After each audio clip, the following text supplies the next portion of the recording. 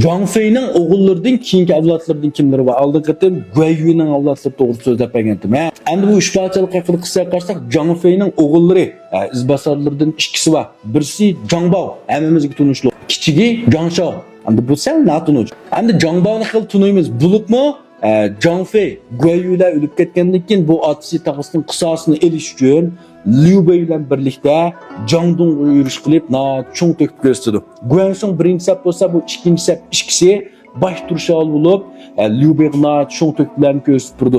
Zhang Dong bilan bo'lgan jangda ajoyib botirliklarni ko'rsatdi. Liu Bei mo bu Zhang Bao'ni qadrlab ishlatgan, Guansongdan qilishmaydi ekansa, yo'lbosning pushtim yo'lbos deydi. Keyin Liu Bei o'lib ketgandan keyin Zhuge Liang bilan birlikte shimolga yurish qildi. Mush vaqtda o'zini bir ish qildim va Zhuge Liangni buni baş turşal qilib Zhang Fei'nin oğlu yetişim, emmeden bunun əgişidu, bunun qoğudu, həvəslə qaraydı, şunamı?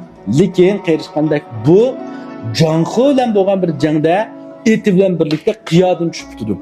Zhang He kallısına evatmağan cümləla, bu ciddi cəngvatqa vaxtınızda bunun eti siyirli kütüyüb, bir qiyadın düşübdüdü, şu qiyadın düşübdüdü, ölüdü. Hem bu ölgəndən kimi Zhuge Liang nayt qaygırıp kütüdü. Zhang Bao yok, bir kütümdən ayrıldı eyində. Çünkü Zhang Bao'nun turup bir şumu, bunun bir zor medet, zor işenç, bir kuşunu yığdıgan bir tuğti bu. Zhang Fei'nin balısı yedisi bu. Hem de Zhang Bao'nun aynısı Zhang Shao'nun eserde bir mühim təsvirim yok. Şunun için biz bu bek bilip ketmeyimiz. Məmin şu. Hem de bu eserde fakat ahırda bir yer Liu Shen, bir yer Simay'ın oğlu Sima Zhao'ya teslim bolğan vaxtın özüde Adu ile birlikte teng teslim buludu.